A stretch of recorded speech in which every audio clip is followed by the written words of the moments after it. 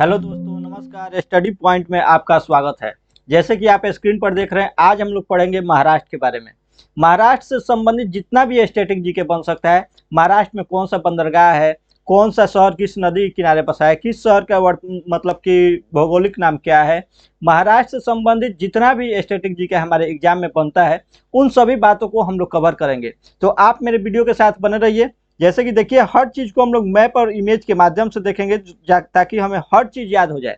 तो सबसे ज़्यादा जरूरी है आप मेरे वीडियो को शेयर कीजिए, क्योंकि यह सब चीज़ को कलेक्शन करने में बहुत ज़्यादा मेहनत लगता है। हो चुका आगाज रण का युग बदलने की तैयारी, जीत उसी की होगी जिसकी संघर्ष है जारी। तो अगर मैं संघर्ष कर रहा हूँ, आप भी संघर्ष कीजिए। और इस बार अगर सिलेक्शन लेना है तो इस तरह से स्टेट वाइज आपको स्टैटिक जीके पढ़ना बहुत जरूरी है। इसको देखते हुए हर एक नॉलेज को जो हमारे एग्जाम में पूछा जाता है, एक जगह पर एक टॉपिक में समाप्त करने का प्रयास किया जा रहा है, ताकि कल का वीडियो तो गुजरात के बारे में हम डाले थे। डेली 7 बजे हम जो वीडियो डालते हैं वह वीडियो, जैसे कल गुजरात के बारे में डाले, आज महाराष्ट्र के बारे में डालेंगे। कोशिश करेंगे वीडियो थोड़ा छोटा हो, कम समय में ज़्यादा से ज़्यादा कंटेंट पढ़ने का प्रयास किया जाए। तो आइए शुरू करते हैं महाराष्ट्र के बारे में। जैसे कि आप देख रहे हैं स्क्रीन पर, आपको दिख रहा है, यह है हमारा इंडिया। इंडिया के नक्शा को अगर आप देखिए तो यहाँ पे है महाराष्ट्र। गुजरात के बारे में हम लोग पढ़ लिए हैं। यह जो ग्रीन वाला पार्ट आपको दिख रहा है, यह ग्रीन वाला पार्ट, यह है हमारा महाराष्ट्र। महाराष्ट्र में यहाँ पे मुंबई है। अब महाराष्ट्र के बारे में हर एक चीज़ को हम लोग समझेंगे। सबसे पहले तो हम आपको बताए थे, भारत जो है 9 स्टेट से तटीय सीमा लगाता है। माने जो समुद्र तट से सीमा है, भारत के 9 स्टेट है जो समुद्र तट से सीमा लगाता है। वह वीडियो फर्स्ट वीडियो में हम आपको बता दिए हैं। गुजरात, महाराष्ट्र, गोवा, कर्नाटक, केरल, तमिलनाडु, आंध्र प्रदेश, कर्नाटक, ऐसे हम बता दिए आपको 9। अब देखिए, महाराष्ट्र भी एक तटीय सीमा बनाने वाला स्टेट है। अब महाराष्ट्र के कुछ, यह देखिए एक मैप है जिसमें हर एक डिस्ट्रिक्ट को, जैसे यहाँ पे आपको मुंबई दिख रहा है, यहाँ पे औरंगाबाद जहाँ बीबी का मकबरा है, यहाँ पे नागपुर है, यहाँ पे हमारा नासिक है। हर एक चीज़ किस लिए फेमस है, कौन सा शहर किसके लिए फेमस है, उससे क्वेश्चन पूछता है, उसको हम लोग पढ़ने जा रहे हैं। तो देखिए, इसमें आपको इमेज क्लियर दिख रहा होगा। इसी इमेज के माध्यम से हम सबको देखेंगे। तो आइए शुरू करते हैं। देखिए, सबसे पहले तो जान लें महाराष्ट्र की स्थापना कब होता है। तो गुजरात और महाराष्ट्र दोनों हम बताए थे 1 मई 1960 को। कल के वीडियो में हम आपको बताए थे मुंबई, जो बॉम्बे पहले हुआ करता था, उसी से 1 मई 1960 को एक स्टेट गुजरात और एक स्टेट महाराष्ट्र निकल के करके आता है। तो महाराष्ट्र के स्थापना दिवस 1 मई 1960 को हो जाता है। महाराष्ट्र के सीएम उद्धव ठाकरे जी हैं, जो शिवसेना से संबंधित है, और गवर्नर भगत सिंह कोश्यारी है। गवर्नर कौन है? भगत सिंह कोश्यारी। अब आते हैं महाराष्ट्र में लोकसभा का सीट कितना है, राज्यसभा का सीट कितना है, विधानसभा का सीट कितना है। तो विधानसभा का सीट 288 है, लोकसभा के सीट 48 है, और राज्यसभा के सीट कितना? 19 है। तो राज्यसभा 19, राज्यसभा के सीटों की संख्या 19, लोकसभा के सीटों की संख्या 48, विधानसभा के सीटों की संख्या 288। हम आपको कल ही के वीडियो में बताए थे संसद, लोकसभा, राज्यसभा 79, 80, 81 अनुच्छेद भी पूछता है। लोकसभा किस अनुच्छेद में है? तो संसद के बारे में कहेगा तो अनुच्छेद 79। लोकसभा, इसका ट्रिक भी बताए थे, सरला। संसद 79, राज्यसभा 80, और लोकसभा अनुच्छेद 79, सॉरी 79, 80, 81, तो 81। और विधानसभा कहेगा तो अनुच्छेद 170। कितना? अनुच्छेद 170 में विधानसभा के बारे में चर्चा किया गया है। नेक्स्ट आते हैं, महाराष्ट्र के सिंबल कौन कौन सा है। तो स्टेट एनिमल जो है भारतीय विशाल गिलहरी, जिसको इंडियन ग्रेट स्क्वायरल बोला जाता है। तो स्टेट सिंबल आप देख ले रहे हैं, भारतीय विशाल गिलहरी, भारतीय विशाल गिलहरी या इंडियन गेंट स्क्वायरल इसको बोला जाता है। पीले पैर वाला तोता को स्टेट बर्ड कहा गया है, यहाँ पे माना जाता है। और फूल जो है, जरूल के फूल, जो इमेज में देख रहे हैं, जरूल यहाँ के स्टेट फ्लावर है। अगर महाराष्ट्र के पार्टिकुलर कोई एग्जाम दीजिएगा, महाराष्ट्र पीसीएस वगैरह, तो उसमें ये सब ज़्यादा जरूरी है, नहीं तो सेंट्रल लेवल के एग्जाम में उतना ही नहीं पूछता है। नेक्स्ट देखिए, अब देखिए आते हैं हम महाराष्ट्र के बारे में एक एक स्टेट। जैसे नागपुर को आप देखिए, तो नागपुर किस लिए फेमस है। फिर हम देखेंगे कि थाने किस लिए है, थाने और मुंबई के बीच में कौन सा दर्रा है, सब एक एक करके हम देखेंगे ताकि कम समय में। इसलिए लिख करके लाया हूँ ताकि कम समय में अधिक से अधिक आपका नॉलेज हो जाए। तो नागपुर किस लिए फेमस है? तो सबसे पहले नागपुर का कुछ निकनेम है। हार्ट ऑफ इंडिया किसको कहा जाता है? नागपुर को। हार्ट ऑफ इंडिया किसको कहा जाता है? नागपुर को। टाइगर कैपिटल ऑफ इंडिया किसको कहा जाता है? वह भी नागपुर को। वैसे टाइगर की संख्या सबसे अधिक हमारे स्टेट पूछेगा तो मध्य प्रदेश में सबसे अधिक टाइगर पाया जाता है, जब वहां पढ़ाएंगे तो बताएंगे। लेकिन टाइगर कैपिटल ऑफ इंडिया किसको कहा जाता है? तो नागपुर को। हार्ट ऑफ इंडिया नागपुर को कहा जाता है। नागपुर में ही एक शहर है वर्धा, और वर्धा में सेवाग्राम आश्रम की स्थापना महात्मा गांधी के द्वारा किया गया था। उधर गुजरात में भी बताए थे, साबरमती मदी नदी के किनारे साबरमती आश्रम की स्थापना महात्मा गांधी जी करते हैं। और महाराष्ट्र के वर्धा में सेवाग्राम आश्रम की स्थापना, यानी क्वेश्चन पूछ देता है कि सेवाग्राम कहाँ है? तो महाराष्ट्र के नागपुर में है। यहाँ पे कौन कौन से अनुसंधान संस्थान है? तो पर्यावरण अनुसंधान संस्थान, फल अनुसंधान संस्थान और zero mile stone. Zero mile stone का मतलब होता है वह स्थान जहाँ से किसी दूरी को मापा जाता है। तो जनरली हर शहर में एक जीरो माइल होता है, वैसे भी महाराष्ट्र के जीरो माइल कहाँ है? नागपुर है। तो जीरो माइल स्टोन नागपुर में स्थित है। सेवाग्राम आश्रम नागपुर में स्थित है। पर्यावरण अनुसंधान केंद्र नागपुर में, और फल अनुसंधान केंद्र भी नागपुर में। नेक्स्ट आते हैं, अब आप पढ़िएगा मुंबई के बारे में। हम लोग देखते हैं मुंबई के कौन कौन से निकनेम है। मुंबई 7 टापुओं के शहर किसको कहा जाता है? क्वेश्चन पूछ देता है, तो वह होता है मुंबई। 7 टापुओं का शहर मुंबई। 7 पर्वतों के शहर कहेगा तो इससे कंफ्यूज नहीं होना, इसलिए यहाँ पे लिख दिए 7 टापुओं के शहर कहेगा तो इंडिया में मुंबई, और 7 पर्वतों का शहर कहेगा तो रोम इटली। तो इसलिए यहाँ पे हम आपको नोट बनाकर लिख दिए 7 टापुओं का नगर मुंबई। भारत की आर्थिक राजधानी मुंबई, क्योंकि बहुत सारा बैंक की मुख्यालय कहाँ है? मुंबई में है। सेबी हो गया, बीएसई मतलब कि बॉम्बे स्टॉक एक्सचेंज, और इस तरह से कोई सारा संगठन है उसका भी मुख्यालय मुंबई है। इसलिए भारत की आर्थिक राजधानी किसको कहा जाता है? तो मुंबई को कहा जाता है। City of dream, city of dream किसको कहा जाता है? तो मुंबई को कहा जाता है। और gateway of India, gateway of India, वैसे मुंबई बंदरगाह को गेटवे ऑफ इंडिया कहा जाता है, आगे बंदरगाह में बताएंगे। तो मुंबई को गेटवे ऑफ इंडिया भी बोला जाता है। तो 7 टापुओं का शहर मुंबई, भारत की आर्थिक राजधानी Mumbai, city of in dream Mumbai, gateway of India Mumbai. तो मुंबई आपको क्लियर हो गया। नागपुर इधर से क्लियर हो गया। सेवाग्राम आश्रम नागपुर में है। Tiger city of India Nagpur को कहा जाता है। अब देखते हैं नेक्स्ट क्वेश्चन। अब पुणे के बारे में थोड़ा समझते हैं। पुणे जो है, Pune serum institute of technology, Covishield का इस पर क्वेश्चन इसलिए इसका जरूरी हो जाता है। सीरम इंस्टीट्यूट ऑफ टेक्नोलॉजी कहाँ है? तो पुणे में है। तो कोविशील्ड का विकास भारत में किसके द्वारा हुआ? तो सीरम इंस्टीट्यूट ऑफ टेक्नोलॉजी। और कोवैक्सीन के कहेगा तो हैदराबाद में उसका निर्माण हुआ था। तो सीरम इंस्टीट्यूट ऑफ टेक्नोलॉजी कहाँ है? पुणे में है। इसके द्वारा कोविशील्ड का निर्माण किया गया था। और मौसम वेधशाला केंद्र, मौसम के जो जानकारी होता है कहाँ से मिलता है? तब मौसम वेधशाला केंद्र पुणे में स्थापित किया गया है। और एनडीए नेशनल डिफेंस एकेडमी कहाँ स्थित है? तो पुणे में। पुणे में क्या क्या है? सीरम इंस्टीट्यूट ऑफ टेक्नोलॉजी जो कोविशील्ड वैक्सीन का निर्माण किया था, पूछ देता है क्वेश्चन, कोविशील्ड वैक्सीन का निर्माण किस कंपनी द्वारा किया गया था? The serum institute of technology. इसका फाउंडर आधार पुणे वाले अभी है। मौसम वेधशाला केंद्र पुणे में है। एनडीए नेशनल डिफेंस एकेडमी की स्थापना, माने नेशनल डिफेंस एकेडमी कहाँ स्थित है? तो महाराष्ट्र के पुणे में। नेक्स्ट है हमारा, देखिए अब महाराष्ट्र को अगर इसे मैप में देखते हैं 3D मैप में, तो यहाँ पे देखिएगा महाबलेश्वर की पहाड़ी है। कौन है? महाबलेश्वर की पहाड़ी है। और इसी महाबलेश्वर की पहाड़ी से कृष्णा नदी निकलती है। तब पूछता है कृष्णा नदी का उद्गम स्थल क्या है? तब महाराष्ट्र के महाबलेश्वर की पहाड़ी, जो यह त्रिभुजाकार आकार दिख रहा है, 1638 किलोमीटर इसकी हाइट है। कितना है? 1638 किलोमीटर इसका हाइट है ना, सॉरी 1438 किलोमीटर इसका हाइट, मीटर इसका हाइट है। तब महाराष्ट्र के महाबलेश्वर से कृष्णा नदी का उद्गम स्थल होता है। और वही देखिए यश जो है कि पहाड़ी एरिया है, इधर बहुत सारा पहाड़ इसमें है, तो पहाड़ी एरिया यह है। तब महाराष्ट्र के महाबलेश्वर से कृष्णा नदी निकलता है। महाबलेश्वर देख लिए कहाँ है। अब नेक्स्ट हम कृष्णा नदी भी बताएंगे कहाँ से कहाँ होते हुए, और अरब सागर में जाकर के, अरब सागर में बंगाल की खाड़ी में जाकर के कृष्णा नदी गिरती है। तो नदी भी जब आएगा तो उसको हम बताएंगे डिटेल से। अभी जानिए महाराष्ट्र के महाबलेश्वर से कृष्णा नदी का उद्गम होता है। नेक्स्ट देखिए, अब आते हैं हम लोग सतारा के बारे में पढ़ते हैं। तो आप जानते हैं लॉर्ड डलहौजी 1848 ईस्वी में राज्य हड़प नीति लाया था।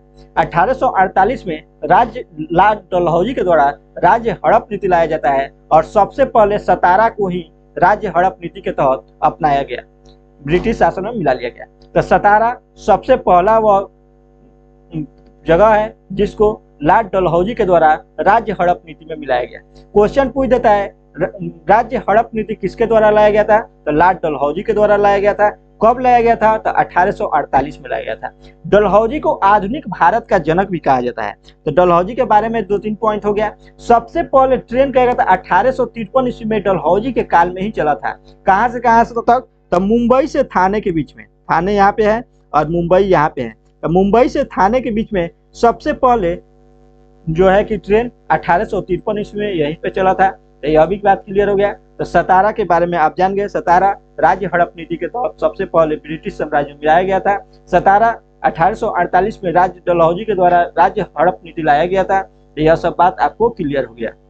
नेक्स्ट देखिए, मेरा मेन उद्देश्य है, थोड़ा तेज चल रहा है, मेरा मेन उद्देश्य है उन लोगों के लिए वीडियो ज्यादा हेल्पफुल हो जिनको तुरंत एग्जाम देना है, नहीं कि आज 10 क्वेश्चन पढ़े फिर उसी को आधा घंटा में एक वीडियो को पढ़े, उसमें मात्र 5 से 10 क्वेश्चन बना। आधा घंटा में ज्यादा से ज्यादा क्वेश्चन बन जाए, इसके लिए यह वीडियो और सीरीज चलाया जा रहा है ताकि तुरंत जो आपके एग्जाम है उसमें यह कारगर साबित हो सके। तो देखिए, अब कुछ दर्रा है जैसे थाल घाट दर्रा और भोर घाट दर्रा। एक पाल घाट है जो नीचे केरल तमिलनाडु में है, तो उसको जब वहां जाएंगे तो बताएंगे। थाल घाट दर्रा, भोर घाट दर्रा, थाल घाट दर्रा और भोर घाट दर्रा दोनों मुंबई में है। तो कहाँ है, तो मान लीजिए यह मुंबई है, यहाँ पे मुंबई आप देख रहे हैं, मुंबई है, यहाँ पे थाने है और यहाँ पे पुणे है। मुंबई, थाने, पुणे। तो याद रखिए मुंबई, थाने, पुणे। तो मुंबई को थाने से जोड़ने का काम कौन करता है, तो थाल घाट। तो थाल से थाने याद कर लीजिए, थाल से थाने। मुंबई से थाने को कौन जोड़ता है, तो थाल घाट। और मुंबई से पुणे को कौन जोड़ता है, तो भोर घाट दर्रा मुंबई से पुणे को जोड़ता है। तो आपको यह याद होना चाहिए, थाल घाट दर्रा और भोर घाट दर्रा दोनों मुंबई में है। मुंबई को थाने से, दर्रा का मतलब क्या होता है, दो पहाड़ियों के बीच का जो जगह होता है, रास्ता होता है, उसको दर्रा बोला जाता है, जिसके माध्यम से यातायात या आदमी या यातायात या सड़क गुजर सके। तो मुंबई को थाने से कौन जोड़ता है, तो थाल घाट, थाने थाल घाट। और मुंबई से पुणे को भोर घाट। तो ऐसे आपको याद हो जाएगा, थाने थाल घाट और पुणे भोर घाट। तो मुंबई में 2 दर्रा भी याद रख दीजिए, थाल घाट दर्रा, भोर घाट दर्रा। मुंबई से थाने के बीच थाल घाट दर्रा और मुंबई से पुणे के बीच भोर घाट दर्रा हमारा जोड़ता है। नेक्स्ट देखिए, अब नासिक के बारे में कुछ डिटेल हम लोग जान जाए। नासिक कहाँ स्थित है, नासिक देख लीजिए, मुंबई थाने के और ऊपर जाइएगा, थाने से और ऊपर जाइएगा तो यहाँ पे नासिक पड़ेगा। नासिक प्याज और अंगूर के लिए फेमस है। नासिक किसके लिए, प्याज और अंगूर के लिए फेमस कौन सा है, नासिक है। तो प्याज और अंगूर के लिए नासिक फेमस है। तो नासिक यहाँ से जान लिए। अब देखिए, नासिक के बाद आइए बुल्ढाना डिस्ट्रिक्ट। तो लोनार झील, क्रेटर निर्मित झील है लोनार झील। वह भारत की सबसे बड़ी क्रेटर निर्मित झील लोनार झील है। क्रेटर निर्मित का मतलब होता है कि जैसे उल्का पिंड गिरने से हाल ही में इसका पानी गुलाबी हुआ था, तो गुलाबी हुआ था इसलिए यह फेमस है। लोनार झील कहाँ है, महाराष्ट्र में है। महाराष्ट्र कहाँ, तो बुल्ढाना डिस्ट्रिक्ट में है। उल्का पिंड गिरने से आप जानते हैं कि जो 1 मिनट, कलम ही गिर गया, उल्का पिंड के चक्कर में कलम ही गिर गया।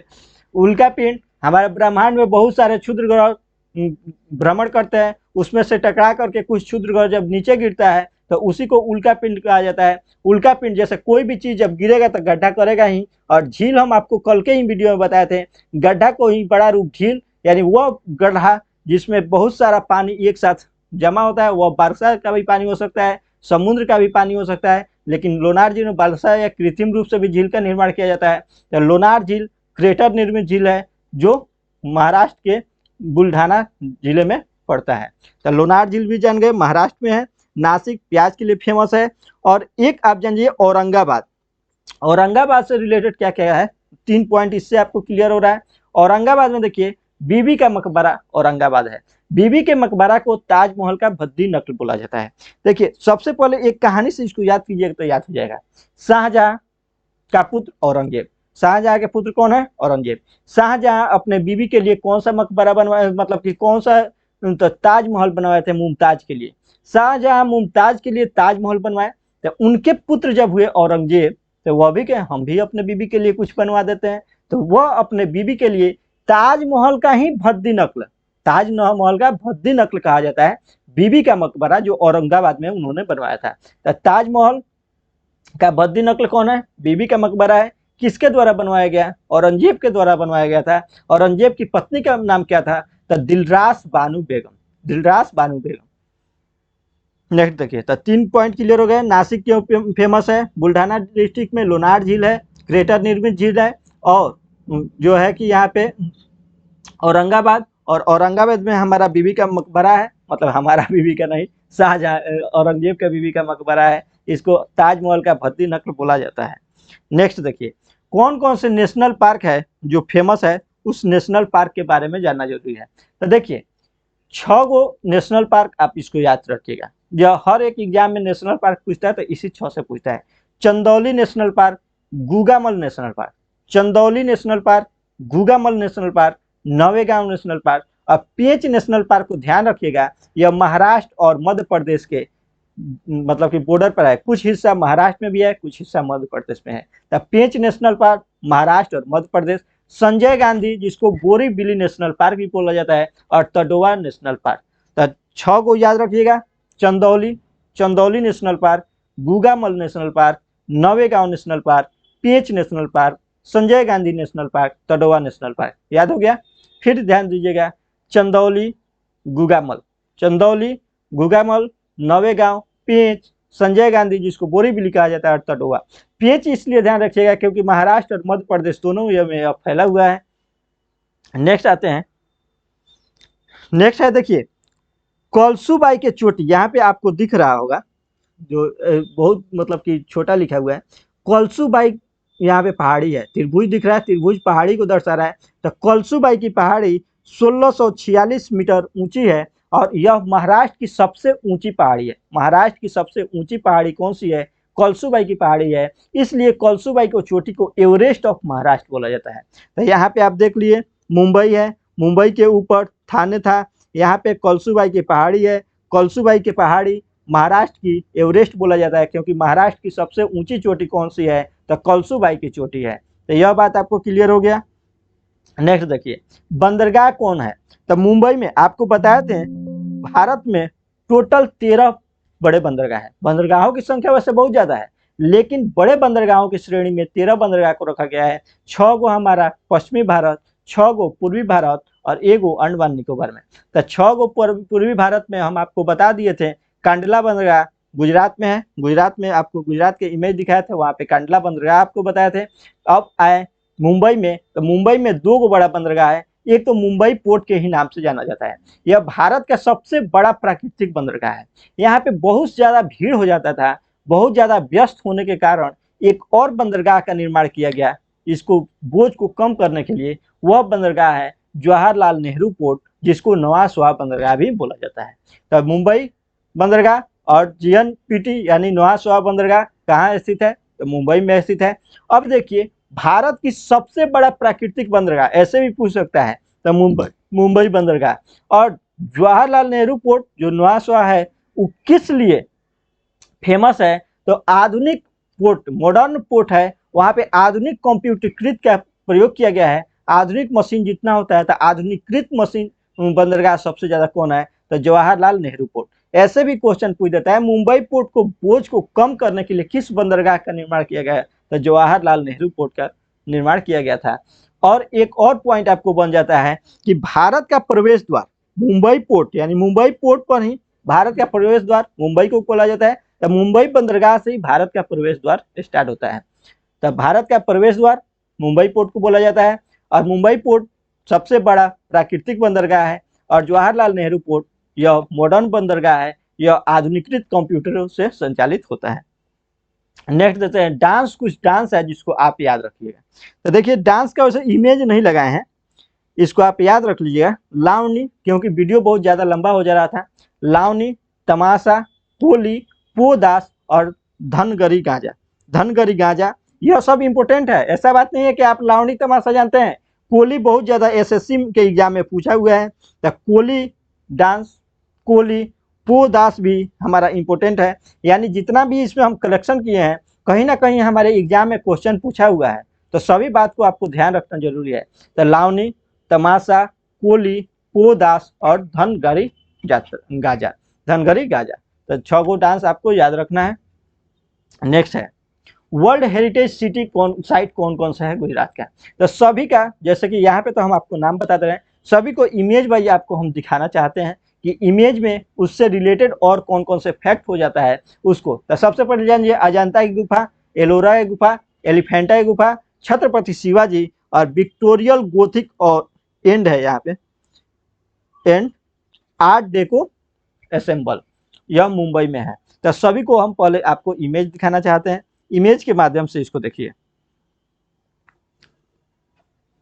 देखिए एलोरा की गुफा, एलोरा की गुफा, एलोरा की गुफा कहाँ स्थित है, तो औरंगाबाद में ही स्थित है। वहां पे इसलिए हम आपको औरंगाबाद जो बताया है, बीबी का मकबरा, तो एलोरा का गुफा भी औरंगाबाद में है। और जो अजंता की गुफा वह भी औरंगाबाद में है। तो उसको इसलिए नहीं बताया क्योंकि वर्ल्ड हेरिटेज सिटी के लिस्ट में इसको शामिल किया गया था 1983 में। एनटीपीसी के एग्जाम में लगभग फर्स्ट स्टेज का एग्जाम हुआ था, बहुत सारा शिफ्टों में पूछा गया है एलोरा की गुफा को कब वर्ल्ड हेरिटेज सिटी में शामिल किया गया, यानी सन को पूछा है, किस शहर को, किस चीज़ को वर्ल्ड हेरिटेज सिटी में कब शामिल किया गया था। तो इसलिए गुजरात में भी हम आपको सन टोटल बताए हैं, महाराष्ट्र में भी जितना है इसको सन बता रहे हैं। नेक्स्ट आगे जो भी आएगा उसको हम सन बताएंगे। तो एलोरा की गुफा औरंगाबाद महाराष्ट्र में है, पहले बात आप याद रखिएगा। यह किसके द्वारा बनवाया गया था, तो राष्ट्रकूट शासक के द्वारा बनवाया गया था। राष्ट्रकूट शासक के द्वारा बनवाया गया था। यह बौद्ध, हिंदू और जैन तीनों धर्म से संबंधित है। किससे किससे, बौद्ध, हिंदू, जैन, बौद्ध, हिंदू, जैन, बौद्ध, हिंदू, जैन। एलोरा जो राष्ट्रकूट शासक के द्वारा एलोरा की गुफा बनवाया गया है, उसमें गुफाओं की श्रेणी में बांटा गया है। जैसे 12 गुफा किसके लिए है, बौद्ध धर्म के लिए है। तब बौद्ध से 12, बौद्ध से बौद्ध, याद रखने के थोड़ा सा हिंट्स है। बौद्ध से 12, बौद्ध से बौद्ध, जैसे थालघाट दर्रा मुंबई से थाने, मुंबई से थाने, और भोरघाट दर्रा मुंबई से पुणे। थाने जो नासिक के पास है, तो कभी मुंबई से नासिक भी दे देता है, तो उसको आप लोग ध्यान रखिएगा। अब देखिए एलोरा की गुफा राष्ट्रकूट, एलोरा राष्ट्रकूट, यहाँ पे लास्ट में रा है तो राष्ट्रकूट। और अजंता जिसको कोई नहीं जानता है उसको गुप्त। अजंता मतलब जो गुप्त होता है उसको कोई नहीं जानता है, तो इससे याद रखने का थोड़ा सा टेक्निक है। अजंता गुप्त, एलोरा राष्ट्रकूट। एलोरा की गुफा कहाँ है, तो औरंगाबाद महाराष्ट्र में स्थित है। इसमें कौन कौन से धर्म के लिए है, तो बौद्ध, हिंदू, जैन तीनों धर्म के लिए है। बौद्ध के लिए 12 गुफाएं है, हिंदू के लिए 17 गुफाएं है और जैन के लिए 5 गुफाएं है। यूनेस्को के वर्ल्ड हेरिटेज साइट में इस 1983 में शामिल किया गया था। 1983 में यूनेस्को के वर्ल्ड हेरिटेज साइट में 4 सिटी को शामिल किया गया था। 4 मतलब कि धरोहर को शामिल किया गया था। इसमें एलोरा की गुफा, अजंता की गुफा, आगरा का लाल किला, दिल्ली का लाल किला नहीं, आगरा का लाल किला और ताजमहल, 4 को 1983 में शामिल किया गया था। चारों को हम आगे लिख दिए हैं, बता दिए हैं आपको, ताकि एक जगह हर एक पॉइंट जो आपके एग्जाम के पॉइंट ऑफ व्यू से इंपॉर्टेंट बनता है उसके लिए हम काम कर रहे हैं और उसमें हम मतलब कि अपना सफलता चाहते हैं और उसी के द्वारा आपको भी सफलता मिलने वाला है। क्योंकि अलग अलग पढ़ने से धीरे धीरे दिमाग डिविएट होता है, भूलता है, तो कुछ यहाँ पढ़े कुछ अलग पढ़े तो फिर भूल जाता है। तो एक जगह पढ़ने के लिए आपके लिए यह वीडियो बहुत ज़्यादा इंपॉर्टेंट है। तो आप अपने दोस्तों के बीच शेयर कीजिए, लाइक कीजिए, कमेंट कीजिए। नेक्स्ट देखिए अजंता की गुफा जान गए, राष्ट्रकूट द्वारा बनवाया गया था। इसको वर्ल्ड हेरिटेज साइट में 1983 में शामिल किया गया था। एलोरा की गुफा गुप्त शासक, हम बता सॉरी एलोरा नहीं, अजंता की गुफा, एलोरा की गुफा के बारे में है। अजंता, अजंता मतलब जिसको कोई नहीं जानता है, किसके द्वारा, गुप्त। जो बात गुप्त होता है उसको कोई नहीं जानता है, यानी गुप्त शासक के द्वारा अजंता की गुफा को बनाया गया था। और बौद्ध धर्म से संबंधित यह गुफा है, बौद्ध धर्म से संबंधित यह गुफा है। इसको चट्टान को काट करके लगभग कहीं 29 देता है कहीं 30 देता है, 30 चट्टान को काट करके इसको बनाया गया है। 30 चट्टान को काट करके इसको बनाया गया है और वर्ल्ड हेरिटेज साइट में इसको 1983 में शामिल किया गया था। 1983 में 4 गो स्थल को यूनेस्को के वर्ल्ड हेरिटेज सिटी में शामिल किया गया था। अजंता की गुफा, एलोरा की गुफा, आगरा का किला, ताजमहल, जिसमें से 2 गो महाराष्ट्र में है। कौन कौन? अजंता की गुफा और एलोरा की गुफा, जिसको आप देख लिए। नेक्स्ट देखिए, एलिफेंटा गुफा, जिसको घारापुरी की गुफा के नाम से भी जाना जाता है। इसको वर्ल्ड हेरिटेज साइट के यूनेस्को के वर्ल्ड हेरिटेज साइट में 1987 में शामिल किया जाता है। एलोरा की एलिफेंटा को गुफा और भगवान शिव के लिए इसको जाना जाता है। एलिफेंटा की गुफा, अन्य नाम घारापुरी की गुफा, यूनेस्को के वर्ल्ड हेरिटेज साइट में 1987 में इसको शामिल किया गया था। विक्टोरिया आर्ट डेको एसेंबल, जिसको आप इसको देखिए, इसको भी यूनेस्को के वर्ल्ड हेरिटेज साइट में शामिल किया गया, जो मुंबई में स्थित है। नेक्स्ट देखिए, कौन से नदी, मतलब कि कौन सा शहर किस नदी पर बसा हुआ है? मैक्सिमम क्वेश्चन इससे पूछा जाता है। तो आपको जैसे कि कुछ गुजरात में भी शहर है साबरमती नदी के किनारे, जो है कि साबरमती शहर बसा हुआ है। तो वैसे भी हम आपको पुणे में भी कुछ नदी और उसके शहर के बारे में बताया गया। तो पुणे पुणे शहर है किस नदी के किनारे बसा हुआ है? तो मूथा नदी के किनारे पुणे बसा हुआ है। छोटा रिवर है, लेकिन हम जब रिवर पढ़ेंगे तो जैसे कि हम आपको बताएं, कृष्णा नदी महाबलेश्वर की पहाड़ी से निकलता है और अरब सागर बंगाल की खाड़ी में जाकर गिरता है। तो उन कौन कौन से स्टेट को होकर पास करता है, कौन कौन से उसके सहायक नदी है, जब एक बार नदी तंत्र पढ़ेंगे तो उसमें पढ़ेंगे, नहीं तो यह वीडियो बहुत ज़्यादा लंबा हो जा रहा है। जैसे गुजरात का वीडियो 40 मिनट का हो गया था, आज हम प्रयास करेंगे 30 मिनट में टोटल महाराष्ट्र को समेटने का प्रयास करेंगे। महाराष्ट्र में जितना क्वेश्चन बन सकता है 30 मिनट में बनाने का प्रयास करेंगे। मूथा, पुणे मूथा नदी पर। नासिक गोदावरी, नासिक मतलब नासिक किस नदी के तट पर बसा हुआ है? तो गोदावरी नदी के तट पर। नांदेड़ भी गोदावरी नदी के तट पर। कोल्हापुर पंचगंगा नदी के तट पर। अब एक आ गया जीआई टैग के बारे में, तो कोल्हापुर चप्पल को जीआई टैग मिला हुआ है, इसको भी यहाँ पे बता दे रहे हैं। कोल्हापुर पंचगंगा नदी के तट पर कोल्हापुर बसा हुआ है। कोल्हापुर किस नदी के तट पर? पंचगंगा। नांदेड़ और नासिक गोदावरी, नांदेड़ नासिक गोदावरी। पुणे मूथा और मुंबई मीठी नदी के मतलब मीठी नदी के किनारे पर बसा हुआ है। मीठी नदी पर ही सेकेंड वाटर मेट्रो टनल बनाया जा रहा है। तो पूछ देगा, भारत की सेकेंड वाटर मेट्रो टनल किस नदी पर बनाया जा रहा है? तो मीठी नदी पर बनाया जा रहा है। और फर्स्ट वाटर मेट्रो कहाँ बनाया गया, वाटर मेट्रो टनल कहाँ बनाया गया था? तो वेस्ट बंगाल में बनाया गया था। तो इसको भी आप लोग ध्यान रखिएगा। तो मुंबई मीठी नदी, मुंबई मीठी, कोल्हापुर पंचगंगा, याद कीजिए, मुंबई मीठी, कोल्हापुर पंचगंगा, नांदेड़ और नासिक गोदावरी और पुणे मूथा नदी के किनारे पर। इस तरह से लगभग समाप्त हो गया और मेरा टारगेट था 30 मिनट, 27 मिनट में वीडियो को समाप्त कर दिए। अगर बहुत ज़्यादा वीडियो तेज भी लगा होगा तो कमेंट करके बताइएगा, थोड़ा स्लो पढ़ाने के लिए। कंटेंट में कोई कमी नहीं है, कंटेंट बहुत ज़्यादा कंटेंट, और जितना ही ज़्यादा आपको इसका सबका PDF आपको दे दिया जाता है। तो आपको यह वीडियो कैसा लगे कमेंट सेक्शन में ज़रूर बताइएगा। अपनों दोस्तों के भी शेयर करने के प्रयास जरूर कीजिए, ताकि अगर इतना सारा चीज़ अगर हम एक साथ आपके लिए कलेक्शन कर रहे हैं तो हमें भी कुछ लगे कि हाँ, इससे लोगों को फ़ायदा हो रहा है। इससे जो है कि जो आने वाला एग्ज़ाम है उसमें ज़्यादा से ज़्यादा लोग इससे फ़ायदा ले पाएँ, क्योंकि मेरा अगर मेहनत हो रहा है तो उसी के साथ साथ इसका परिणाम भी निकलना चाहिए। तो इसी के साथ वीडियो को समाप्त कर रहे हैं। धन्यवाद।